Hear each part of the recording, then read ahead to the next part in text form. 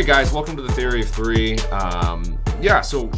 Strangely enough, and I know I was talking to my brothers about this, but I was telling you guys a couple of days ago, as soon as I got back from the flight, or got off the flight, how I was sitting in the airport and this girl that was sitting next to me just randomly struck up a conversation because I love talking to people.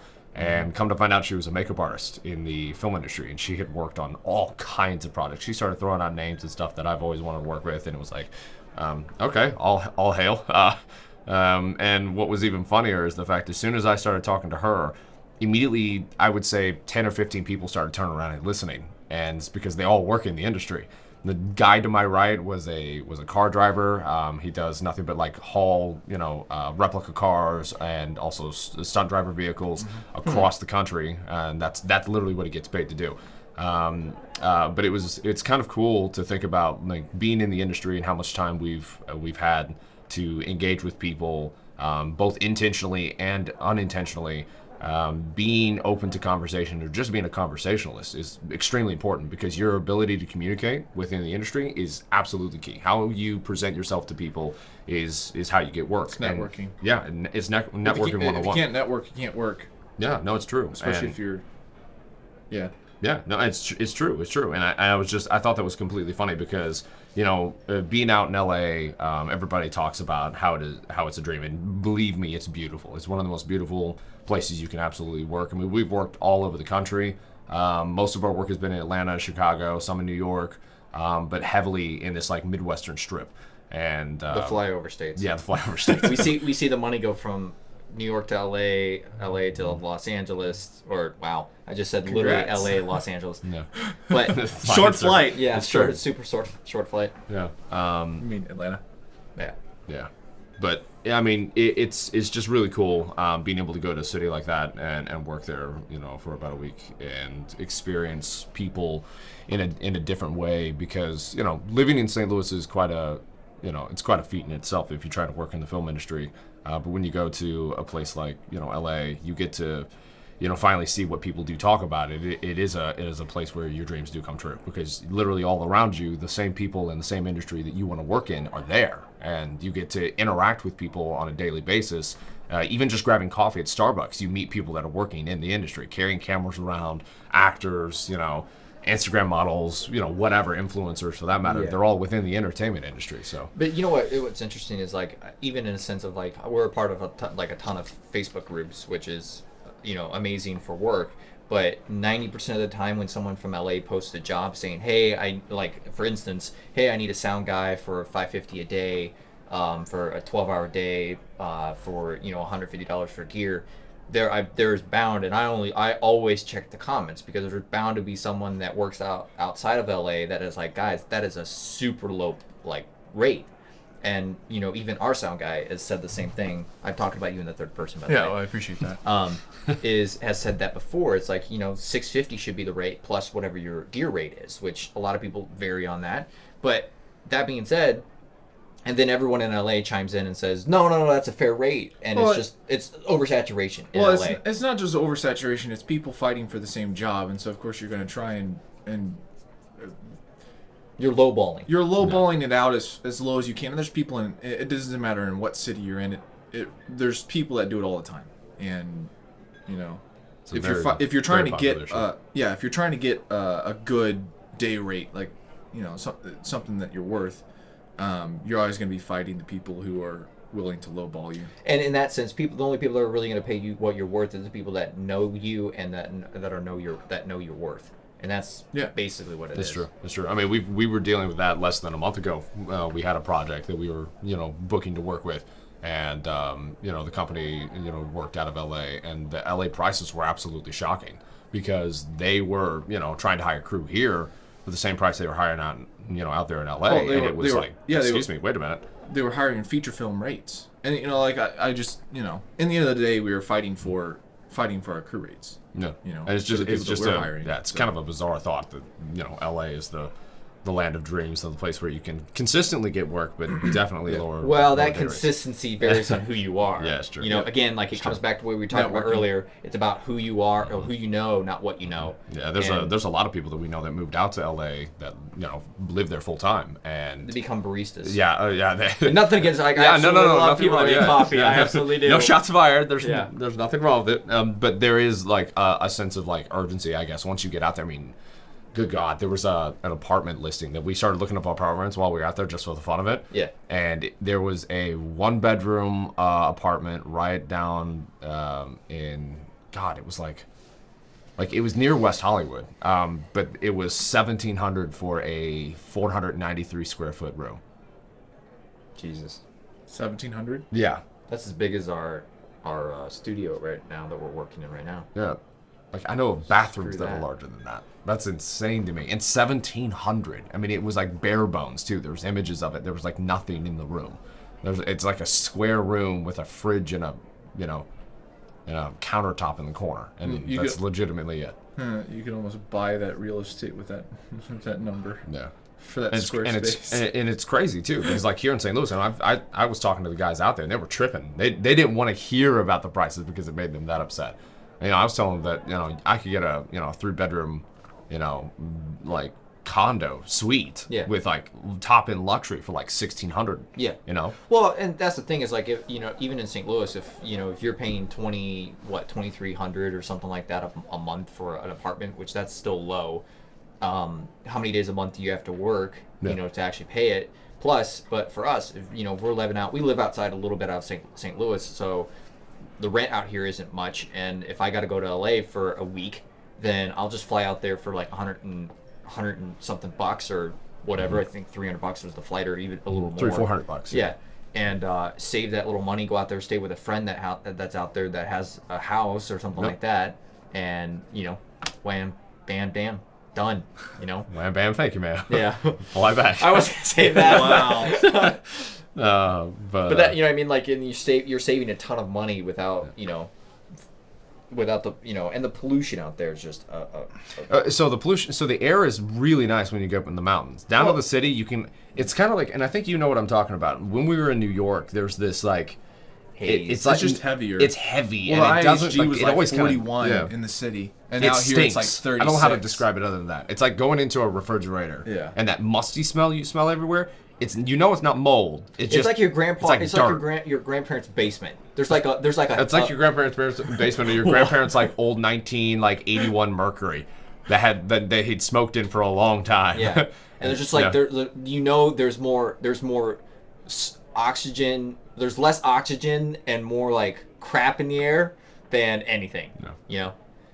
Yeah, and I feel like in some sense like that's kind of one of the reasons why there's I guess the distinguish between like one of the reasons why people go out into the country, like why we love living out in the country is the clean air, and also to do what the hell ever we want without our neighbors seeing us. Lower taxes, it's just pretty much better everything. Yeah, let's not get into that.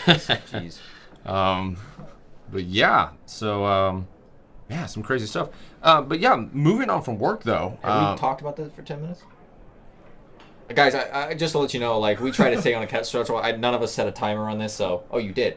It's only 8 minutes. What else do we got to talk about? Oh, rebranding. We were going to talk about rebranding. Yeah, that's right. Well, some of the sense like so Sort of right now rebranding. we're distilling. Like we've been looking at our website. Like one of the jokes that we have running is that we rebrand every 6 months, which I feel like.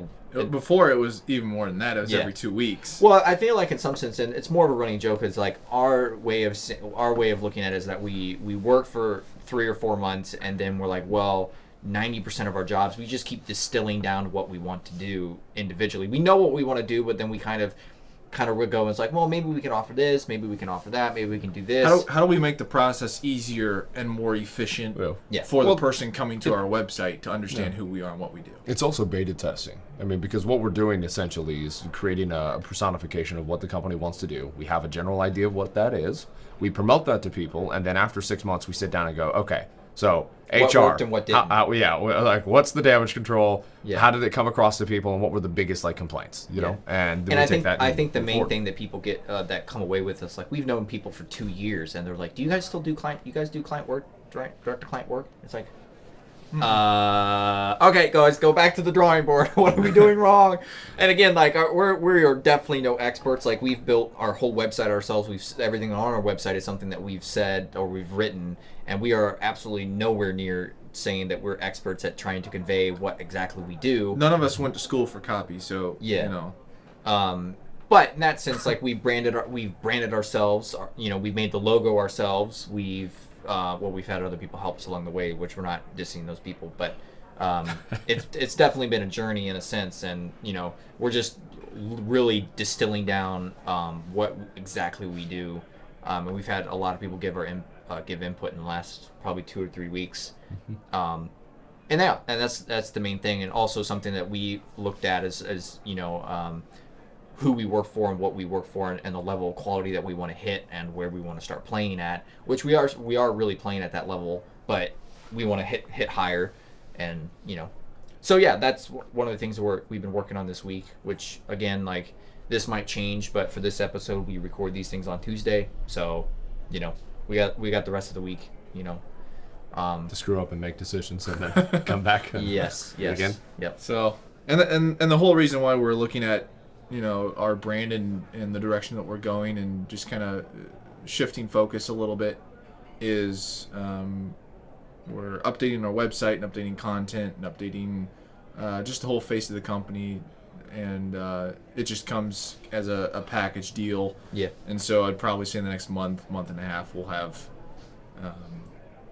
yeah, we'll have some new content up on the website, and that's one of the big pushes is Just getting new content up on the website. I have to say something about this. So one of our the message I just got just cracked me up. One of the guys, maybe it's just a misspell, but one of the guys that we're talking to that we're going to be shooting for in a couple weeks says, "Hey Charles, thanks for the suggestion." And I messaged him on Facebook, and my name's Curtis. And I'm like, okay, what do you mean by maybe? I guess it's the Ron Swanson. Yeah. Hey, thank you, Charles. Yeah, it's the Ron Swanson thing where he misspells my name to tell me that I actually don't care. He doesn't really care. Thanks, Dave. Oh man! Good God. Wow. Anyway, what were you talking about? You were gonna mention Endgame. No, actually, I was going to start talking about the Missouri bill for tax incentive. So yeah, anybody that doesn't know, we live in St. Louis. We live in Missouri, STL. Yeah. If that doesn't come across. Yeah. So that we're Midwest boys. That is for sure. I mean, the city of KC has a film incentive. Well, we're talking about something that hasn't been here since the 1990s. No, actually, 2013 is when it ended. Hopefully, because so it's like a 6-year period. So it stopped when we started. Right? pretty much. Yeah. That's basically what that means. Yeah. So the basic overview of this for those that aren't from Missouri, and for those that have no idea what we're talking about, back before 2013, which would have been between 2004 to 2013, there were several things that were filmed here in St. Louis, specifically naming like George Clooney's like Up in the Air, and like Ben Affleck, of course, was in Gone Girl, and they shot that in southeast Missouri. But all of that being said, those were the last larger projects that happened right before 2013. 2013 comes around and the tax incentive falls off and it was never renewed. And I think it's a 6-year window. Every year, every 6 years, the state has to renew. Yeah. But basically, what that did for Missouri, though, is really kill a lot of the momentum that happened. Because with Gone Girl, it was actually like a big deal. Larger studio that shot a film that did extremely well. Well, Ben Affleck and then there were talks with all kinds of studios that wanted to shoot here more. There was even a talks of opening up a studio in St. Louis, which would have been great for the market. But then it just completely canceled. Well, the conversation went like, guys, do we really want to make money and screw over the film? And everyone raised their hands like, yes. Yeah. And we were like, okay, great. Yeah. It was like Illinois where, well, it's not like Illinois, but Illinois was the same way where they got film incentive and then it boomed in Chicago and then everybody left Chicago and moved to LA and then... Well, it's still booming in Chicago. There's a lot of TV shooters now that are shooting in Chicago, Chicago Fire, Chicago PD. Yeah, there still is. Like, But yeah, I mean, namely one of the major things that has been presented, which there is a bill that went through the House, it's now under the Senate, that, one of the key aspects was specifically about the Netflix show Ozark. Now, it's completely based out of the Ozarks here in the Missouri area. The whole film is actually, all of the exterior and landscape shots were shot in the Ozarks. Probably, I think they did like a week worth of shooting. Yeah, like, they did. They had like 17 or 15 to 17 crew show up for that. Yeah, it was like just aerial stuff from what I remember. Yeah, but in an interview with the unit director, she specifically spoke about how it was just way too expensive to shoot here. Well, yeah. And the cheapest thing they could do is just get a small crew up here and shoot with, for a week. For those who do know, Ozark is filmed in Georgia, and obviously Georgia is very well known for its taxing incentives.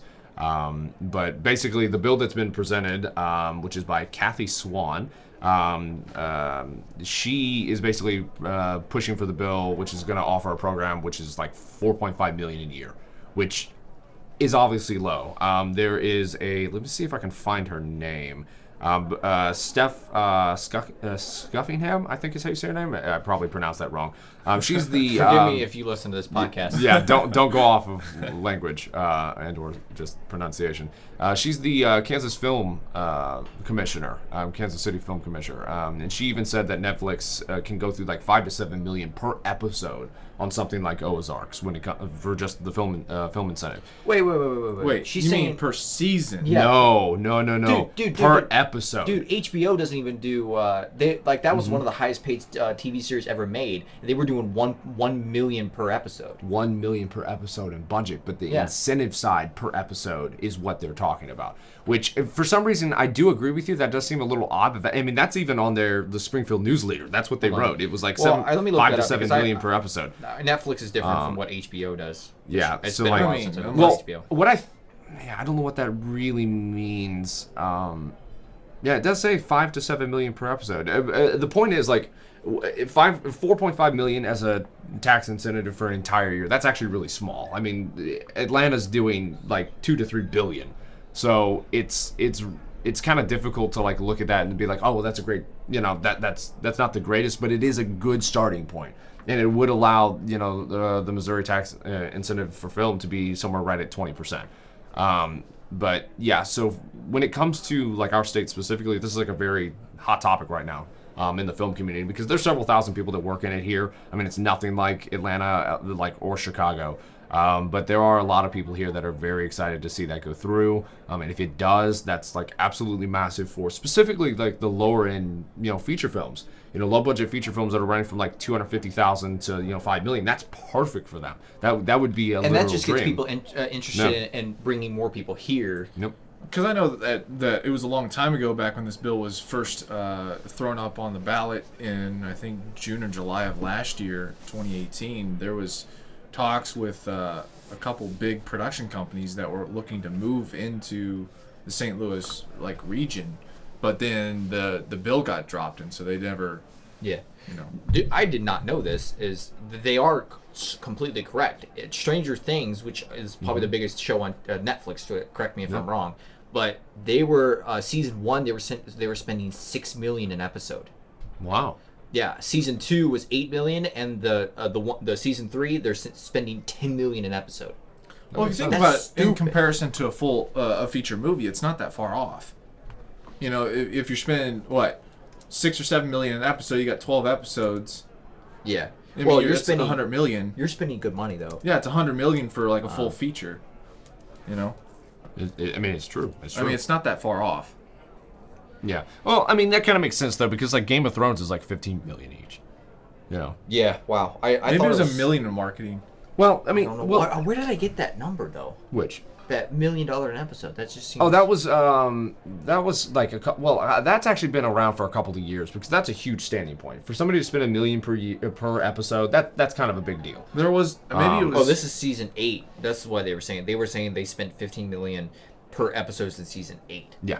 Yeah. No. Maybe they spent $1 million in like season 1. And that was a big deal. Yes. And that was a big deal back then. Maybe. Yeah. That's where I got it from. No. But so back then. yeah, but in like an overview, in general. But I also like in some sense, like when Missouri got cut in 2006 or 2013, a lot of people went to Louisiana, and that was when 2013 was when before Atlanta even was. That was like, what was that? Like, was that Firefly or whatever that show was? I don't know. Louisiana got hit with a lot of good thing, and they had a film incentive down there. And then I can't remember when they took that film incentive. I think it was like the last couple years where Louisiana cut their film incentive, and then everyone went to Atlanta. You know, and that's what. And then Atlanta just boomed, Yeah, it's blew true. up. You know, Austin, Texas, Dallas, Phoenix, Arizona. I know Arizona. No, Netflix is moving into. Yeah. I forgot that one. But town in those have always Arizona been now. big towns. LA or Atlanta became almost as big as Chicago and New York. I felt like overnight. When I say overnight, like 2 or 3 years. But that's a huge. I mean, just big studios moved in there. Pinewood moved in there, and then like the thing with like Captain America, all these Marvel movies being shot down there. You know, It's a Marvel hub, really. It just blew up, yeah. And that was the thing. It's like, and then you know, a ton of people moved down there. You know, the infrastructure in Atlanta just like boomed. You know. Yeah. I mean, Louisiana. I mean, definitely like in that like 2009 to 2013 area, like started growing. I mean, you had True Blood, Queen Sugar, True Detective, Swamp True People. Detective was shot down there. Yeah, Duck Dynasty. Yep. There was all kinds of shows that were shot down Duck there. Dynasty wasn't as big as I think it was. It wasn't big, but it was extremely popular. I mean, when you're living in TV, St. Louis you know. and you've got Walmarts just plastered in Duck Dynasty. Obviously, we're a Midwestern city, so as soon as they see dudes in beers with like hunting, like they're just like yes. Well, Bass Pro and Cabela's was a huge one for that as well. Yeah, true. Yeah. It is true. But yeah, no, that it's just been a big deal. It's just been a big deal here, and like the St. Louis, even our film community has been something where they'll be pushing out emails probably every other week, informing us to sign petitions and bills and things like that, letting people know that we actually are interested in this bill, which has never passed the House since they cut it. So they that's fought why it's for it such for every year. Yeah, that's why it's such a big year. Yep. That's why it's a big deal for going to the Senate. So anyway, so just keep up on that. Look it up if you're in Missouri. Yeah. If you're not, don't give it the light of day. But you know, if you are in Missouri and you are a filmmaker, or even not outside of filmmaking, give us a chance. That's all I ask. It's true. Yeah. And a good shout out to Kathy Swan. I mean, she's been doing such a fantastic job at pushing this. She's pretty much the backbone behind it. So. And again, one of these points, this is our first episode, but at one point during these episodes, we will explain why we are in St. Louis. A lot of people in this situation would go, "Well, just move," and it's like, well, yeah. But anyway, we will get in that at one point. But yeah, moving on. So. This one's getting me hyped up. This whole deal, Endgame, movies, things that have been happening. Yeah. In the film. Well, world. Endgame was what, a month ago? Wait, no, it was May. It was May. No, April. Was it April? It was April. Yeah, it was Oh, God. April 20. Like the last week of April. Yeah, it's 28th or 27th. April But 27th. Jesus. we don't so have to far talk. We behind. don't have to really talk about the release date. It's No. more about what's happening in Endgame and No. period. That was a big deal. Like That's a huge deal. I mean, about the budget and actually blowing. the If you budget, haven't how much watched money it, it made. spoilers. Yeah. Prepare for spoilers. But yeah, no, it's crazy. They just this week, they broke the record that Avatar has held for years. 2.68 or 2.63. Not talking about what Avatar's made overall. Yeah, Yeah. Oh, Avatar still will hold the largest overall. Like when it went from box office to DVD, like it absolutely destroyed. It's way up there. Yeah. But we're talking specifically just in the box office. Yeah. Endgame is wild, and I know like everybody's talked about it. Everybody's talking about Endgame, but I honestly think like specifically for us, I mean we're all under 30. I mean we were all born in the 90s. You know, we grew up with I mean when Tony Stark's character came out with Robert Downey Jr. 2008. In 2008, like that was such an iconic. I recently watched that film again just for nostalgia's sake, and it's absolutely insane to just imagine that they took such a risk, back then, putting all the company's studio into it with him. Yeah, with him. And in some sense, like, they also, 2008, booted the Hulk movie, which totally flopped. Yeah. And that was one of the things that... Was that a connection? I think that was a Sony thing, though. It No, was like look it up. Was it Marvel? No, It was Marvel. That was the thing, is they booted Hulk at the same time, and... Did they do an 08 and 010 and a 2013? They did an 08 version of him. I feel like there was a one before the 08 version. Yeah. There was like a 2006. version. Oh, it's produced by Marvel Studios and distributed by Universal. That's what I keep thinking. But yeah. what other Hulk? There's not the Incredible. There's the Incredible Hulk, and then they had the what do you call it? I mean, There was an older version, the one that came before. But the like Incredible Hulk was 2002. what was produced, and It was kind of received roughly, and then it kind of did okay. I mean, I don't know. Well, it still flopped in. I mean, it's not like it didn't make 263 million. Yeah, Yeah, I mean, you know. it did make money, but it wasn't wasn't. money compared to Iron Man, Iron Man Like blew up. yeah, because it's just the way it was received too. It was fantastic, and with Marvel doing that, I mean, I can honestly say, I mean, like I'm 24 and I've grown up with Marvel. Every other year or every year now, it's like multiple times a year. You know, Marvel's releasing films, and it's pretty much like my Star Wars. You know, because that's what I grew up with. Because Star Wars is dead. Yeah, Star Wars is dead. We won't get into that, but Star Wars is dead. No, but it's just been an incredible journey to watch that happen. It's just, you know, considering the fact that they just broke the world record for I mean, think about that. Out of all the movies in the world, they now hold the highest return. Everybody in the wants box to office. become. Everybody wants to watch movies that, because people aspire to be something that they're not, and superheroes are something that mostly everybody can aspire to become, and so everybody's gonna watch it. It's just common nature. Yeah, but to an extent, you know, I feel like in some, again, like a lot of people knew that this was going to be the biggest film that they've ever made because it's called Endgame. It's like the last film of this series, which is these last 22 films have been the Infinity series, Infinity Saga, yeah. And so it was a compilation, and then you had people that were giving it so good ratings that people were like, oh, maybe I'll give it a chance. Because I mean, again, honestly, I really didn't particularly like Ant-Man and the Wasp. I liked the concept, but there was just something lacking with it. And then again, this is how memorable it is. What was the name of it? What? Captain Marvel. Captain Marvel. Captain Yeah. Marvel. I didn't even. I didn't go see Captain Marvel, and I actually didn't go see. Has any of us even gone to see? I've never seen Captain Marvel. I watched Captain Marvel at 8x speed, and it was horrific even for the matter of 14 minutes that I watched it. Yeah, It was still bad. I didn't watch. I've watched most of the Marvel movies in theaters, but I did not go watch the Ant-Man and the Wasp or Captain Marvel. Now, obviously, Marvel's had a few like rough times, specifically with, like Thor: Dark World, and you know, The first Thor was okay. I liked the storyline. Again, I honestly think the two best characters in the two best storylines would be Captain America and Iron Man. Iron Man. Yeah. Again, Iron Man 2 is just nothing you can like. Oh, good Yeah. God. But that being said, you know, like there's a lot of good redemption bits that have happened. Like obviously they were learning through all of that, and now here we are, and you know they've made world news. So, but yeah, it's a big franchise. It's a huge franchise. Yeah, but talking about movies as well is the John Wick True 3. Detective. Well, True Detective season 3 is coming out. With who? Oh, that's right. Yeah, That's well, right. it did come out. I haven't even watched it, which I want to. Who's in it? I don't know. I mean, if what's his name isn't in it?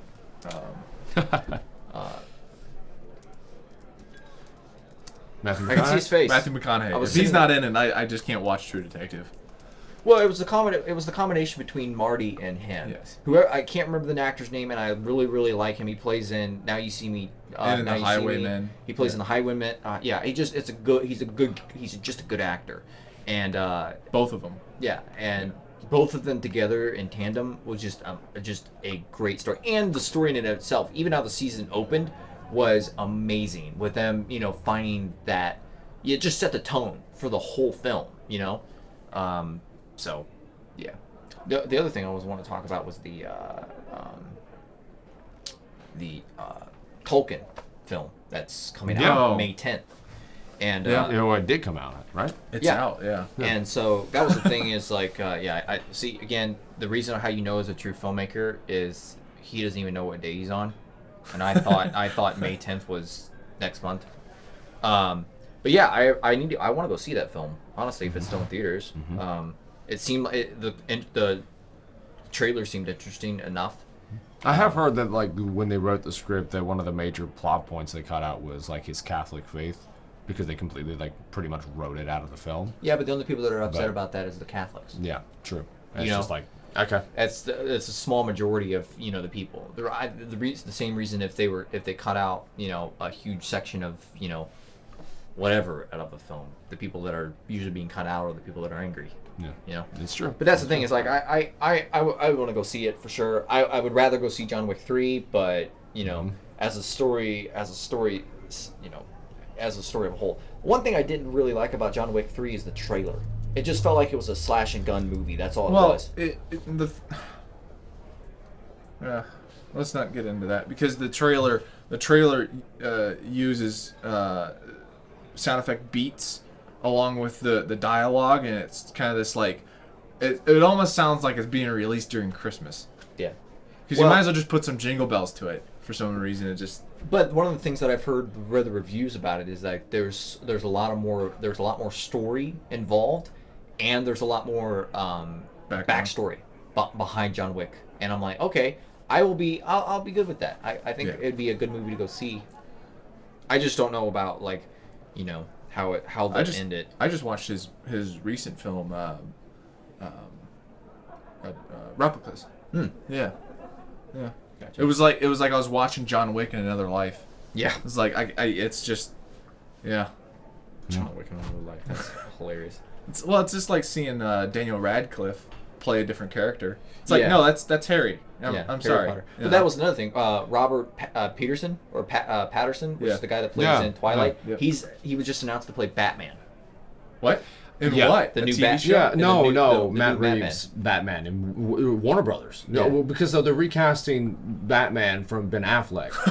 What? Yeah, how do you not know any Yeah. of What? this? And This is like so many- Wait, so what many- happened to Ben Affleck? Did he just like? He said he didn't want to do it anymore. Yeah, he just kind of walked away from it. I don't understand. How do you? No, here's what I'm saying. When you have a community that says that you aren't supposed to be Batman for so many years, and because he went through he went through what was the first film that they introduced Batman wouldn't into? wouldn't it have been like And then it'd been Batman v Superman? No, it would have No. It would have been. Or, It'd have been.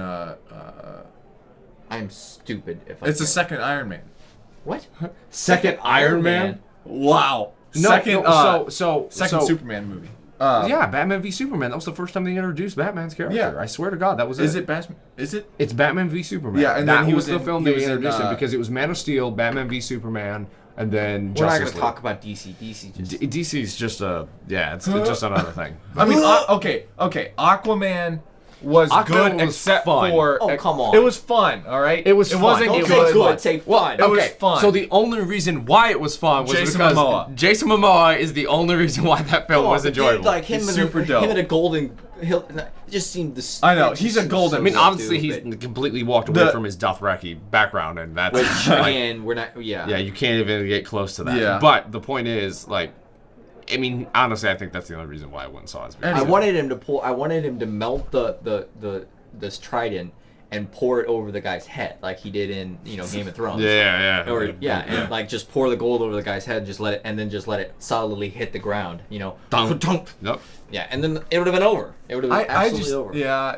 there were so many points in that movie that were cringe, but it was just fun. Like that's it. That's all you can say about it. It was fun. Yeah, but you can't say good. Don't say good No, it when was something's fun. fun.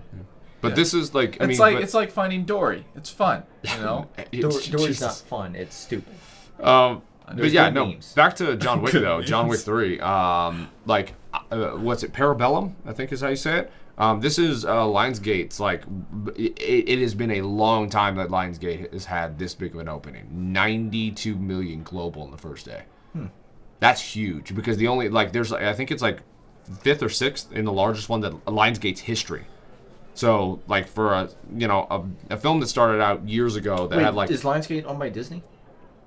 What isn't owned by Disney is what I'm saying. Maybe we should start. No. Maybe we should include what's not owned by Disney. not even close. Because Not yet. Fox, Not Fox, yet. Not Fox yet. is owned by Disney. Hulu was just bought by Disney. Yep, Hulu. They did buy Hulu. That's crazy. Jesus. But Stupid. yeah, no. The other films from Lionsgate that have opened even close to that would have been like The Hunger Games, which was like 152, and then like Twilight Breaking Dawn Part 2. We were just talking about. Hey, 141 million, dude. You can't laugh at that. That's a pretty good size opening. Dude, it was all the people that are going there to see how bad it was. No, you kidding me? The fan base for that was insane. Well, the thing that gets me though is like they had 141 opening. I mean, Endgame only had 152. Dude, the reason, again, like I'm a true filmist and I love films, but the reason why 50 Shades of Grey it got enough money to do is that women just go there to see the ads. That's all they do, and the sexy men that run around on the screen. Yep. You know, they had whoever played. I can't remember the name of the actor that played the wolf in that film. Oh, Jacob. No, what the? But Jacob is the character's name. Yeah, but whatever his. I know. I can see his face. But whatever, you know what I mean? Like, come on, Yeah. like, you know. Yeah. The reason one Taylor. of the things I Taylor something. wanted them to do, bringing Robert over to the Batman thing, is if Robert gets into the sunlight, I want him to sparkle. No, I That would be actually so do. dope. I actually do believe that like if they put him in that place, And you know what cracks me up? he could Also, actually do a good job. Batman, he can't go into. He likes to stay in the shadows like a vampire.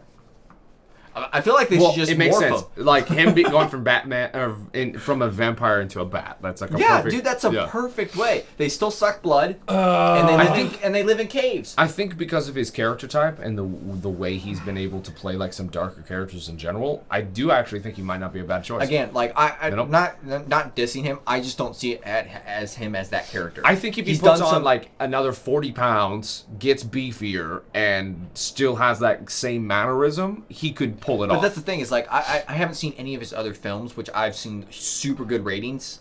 Remember Me is one that that a lot of people rave about his acting. Again, I'm not He's a good bashing, actor. Yeah, I'm not bashing that he's not a good actor. I'm just saying I don't see him Like, as a role in Batman. Honestly, I feel like they're gonna smudge it. I almost because it's Warner Brothers. You know they're gonna screw it up. You know they're gonna push it. Yeah. Like, and the biggest thing is, put all that aside. The one area that we don't see him do is action. Like, think about it. You're gonna have to see the dude that was the love come on. interest in Dude, know him Twilight. running up a hill with Bella on his back is not action. What else do you Like- want to film? I mean, We're it's talking, DC. We're, How good we're can talking it about get, Batman you know? version of acting because like so Warner Brothers did a good job with the fight sequence with Ben Affleck in that the whole fight sequence when he came to save Clark Kent. Clark Kent, if I can say his name, his mother. That whole sequence. Oh, that was a good Martha. Yeah. Both of Martha. them have Martha. Save Martha. What did you say? And you just say, is that your mom or my mom? I can't remember which. Which one? No, that fight sequence was really stinking good. They did a fantastic job at like making him feel like an actual dude, but not making him feel like an unbelievable. Yeah, but then in the same movie, you have him beating up a bunch of guys, and then in the same movie, he's taking on Iron Man, Superman. Yeah. Oh, Somehow come on, surviving. dude. Come on. Yeah. Here's I don't know. my thing. Like, as much as I like to diss the DC universe, and if he lands that role for Batman, all the better to him. Like, that's gonna be so dope for him. And he sticks with it.